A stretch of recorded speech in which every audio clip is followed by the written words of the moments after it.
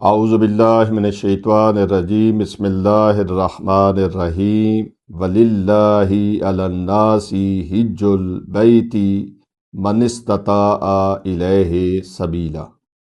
جیسا کہ ایک مسئلے میں بیان کیا گیا کہ وضو اور طہارت فقط حج میں دو کاموں کے لیے، ایک طواف کے لیے جو طواف آپ واجب کر رہے ہیں عمرہ تمتع کا یا حج تمتع کا اعمال مکہ کا، اس میں آپ کے لیے طواف وضو ہونا، اگر غسل واجب ہے تو غسل کیے ہونا ضروری ہے، اور اس کے بعد 2 رکعت نماز طواف جو پڑھی جاتی ہے اس کے لیے ضروری ہے۔ باقی پورے حج اور عمرے کے سفر میں آپ کے لیے باوضو ہونا شرط نہیں ہے، لیکن 2 چیزیں یعنی آپ کا جسم، آپ کا بدن اور آپ کا لباس پورے حج اور عمرے میں پاک ہونا چاہیے۔